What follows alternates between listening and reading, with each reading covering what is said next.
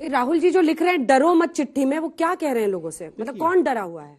पूरा देश जो है उसमें जो भी व्यक्ति बीजेपी के खिलाफ आवाज उठाता है उसको दबा दिया जाता। चलिए यहाँ पे बच्चों से एक बार पूछ रहे हैं, एक सेकंड, लाइव टीवी है सर। ये तमाम छात्र हैं जो यूनिवर्सिटी से आए हुए हैं, कॉलेजेस से आए हुए हैं। आप में से कितने लोग डरे हुए हैं इस देश में? कितनों को लगता है कि डरो मत एक अच्छा संदेश है जिसकी जरूरत है देश में? हाथ उठाइए।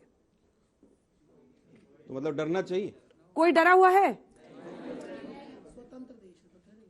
एक हाथ नहीं उठ रहा है। मैं उत्तर देता हूं उसका। आलोक जी, ये भी एक डर ही है। हाँ, ये भी एक डर ही है। जब देश के अंदर, अरे आप लोग ताली बजा रहे हैं, इसका क्या मतलब है? डरे हुए हैं? नहीं डरे हुए हैं? नहीं, एक भी आदमी जो कहता हो हाँ डरे हुए हैं, वो कह रहे हैं आप लोग डरे हुए इसलिए हाथ नहीं उठा रहे हैं। आपको लग रहा है कि सरकार आपके पीछे पड़ जाएगी? अब मैं इसका उत्तर देता हूं। वो कह रहा है बच्चा कि अब आप कहेंगे मोदी जी का मैसेज आ गया इसलिए हाथ नहीं उठाया। हम शुरुआत ही डर से करते हैं। से? जिस पत्रकार ने हाँ। यूपी में ये दिखाया कि बच्चे मिड डे मील में नमक से भोजन कर रहे हैं, वो जेल में चला गया। तमाम लोगों को मैसेज दे दिया गया कि सरकार के खिलाफ नहीं लिखना है, सरकार के खिलाफ नहीं चलना है।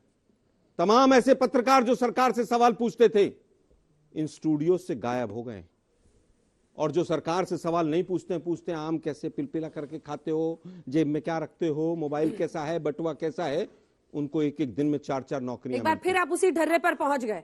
आपकी हर दूसरी बात वही जाती है। क्या सरकार से आज तक सवाल नहीं पूछ रहा है? आपको यहाँ पर किस लिए बुलाया है? मैं आज तक की बात नहीं कर रहा। आप अपने ऊपर क्यों ले गए? आप बोल क्यों? आप अपने ऊपर क्यों ले गए? फिर वही बात, मैं केवल उस वर्ग की बात कर रहा हूँ। अगर आप उस वर्ग में नहीं, आपको डराने की कोशिश है। अगर आप उस वर्ग में नहीं, मैं वही कह रहा हूं ना, जो लोग इस वर्ग में नहीं है वो क्यों डर रहे हैं? वो तो सवाल मुझसे ना पूछे कम से कम। सुप्रीम कोर्ट के 4 जज जाकर कहते हैं कि साहब सरकार ने बिल्कुल कमर तोड़ दी है, आके प्रेस कॉन्फ्रेंस करके कह रहे हैं। वो इलेक्शन कमीशन के ऊपर तमाम तरह के सवाल उठाए जाते हैं। एक व्यक्ति का वीआरएस होता 24 घंटे में चीफ इलेक्शन कमिश्नर, और तमाम सुप्रीम कोर्ट के जितने नियम थे उनके धज्जियां उड़ा दी जाती। दिल्ली पुलिस का कमिश्नर वो व्यक्ति बनता है जो 2 दिन बाद रिटायर होना। सारे रूल रेगुलेशन समाप्त हैं। तमाम ब्यूरोक्रेट्स को मैसेज दिया जाता है कि हम कुछ भी कर सकते हैं, दब के रहो। आप लोगों को मैसेज बच्चों में क्यों नहीं पहुंच पा रहा? क्या आपने कभी चिंता की है? आप कह रहे हैं हमारे, क्योंकि देखिए आलोक जी, आपने कहा कि जितने लोग सरकार से सवाल पूछते हैं वो स्टूडियो से गायब हो गए। मैं स्टूडियो में मौजूद हूं, इसलिए प्रश्न आपसे करूंगी कि आप इस तरह की बातें क्यों कर रहे हैं। लेकिन सवाल यह है कि आपका सवाल तो ये बच्चे ही रजिस्टर नहीं कर रहे। ये कह रहे हैं डरो मत, कहने की जरूरत ही नहीं है। आपका संदेश अनक्लियर है सर। मैं बता रहा हूं, ये कंफ्यूजन दूर कीजिए। हाँ, बिल्कुल क्लियर करने के लिए भारत जोड़ो यात्रा है। हमारे और आपके बीच में जो माध्यम है, जो मीडिया है, वो पूरी तरह से 2 व्यापारियों के कंट्रोल में। अब लीजिए। और वो पूरी तरह से सच को आप तक नहीं आने देता। इनका ऑब्सेशन है। रोज टीवी पे 1 घंटा बोलते हैं, जनता को कन्विंस ही नहीं कर पाते। जनता भी समझेगी, और समझ रही है।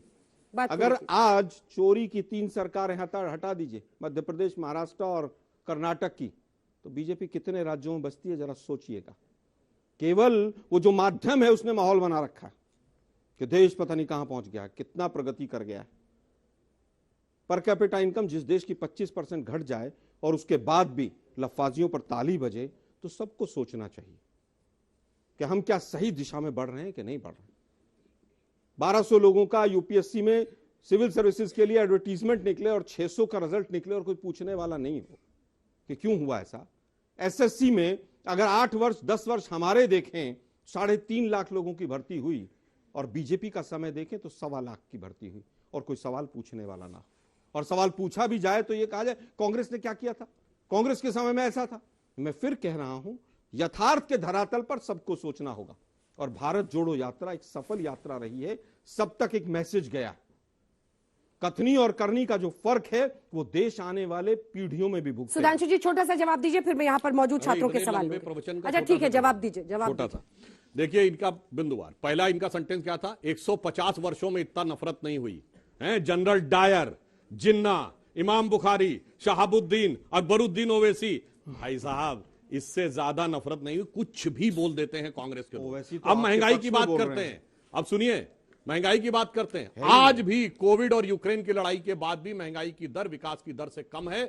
हमारे पूरे शासनकाल में केवल 2020 का दौर छोड़कर अटल जी और मोदी जी दोनों का मिला लें तो हमेशा महंगाई की दर विकास दर से कम रही हो। आपका केवल 2006 से 8 का दौर छोड़ के 50 साल में एक वर्ष बताइएगा जहां महंगाई की दर जो है वो विकास की दर से नीचे रही हो। हमेशा ऊंची नहीं, डबल ट्रिपल वो रही।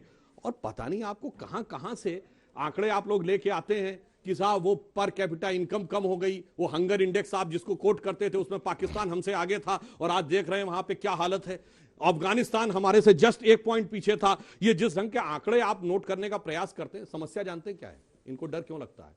एक तुलसीदास जी ने लिखा है कि सपने में किसी को डर सता रहा हो और उसे सांप नजर आ रहा हो रस्सी में, तो उसके कष्ट का निवारण कोई नहीं कर सकता। उन्होंने कहा सोवत सपने हु सहयो संस्कृति संताप रे, यानी सोते सपने में संताप हो रहा हो, देह नेह जेह खायो जेवरी को सांप रे। जिसको लगे कि यह रस्सी का सांप मुझे खाए जा रहा है, उसके डर का निवारण कोई क्या कर सकता है? और अगर आपको रामचरितमानस ना समझ में आ रही हो तो मैं हकीम लुकमान का बोल देता हूं, जिन्होंने कहा है इसमें क्या रखा है देखे है जो तू आन के पास, बदगुमा वहम की दारू नहीं लुकमान के पास।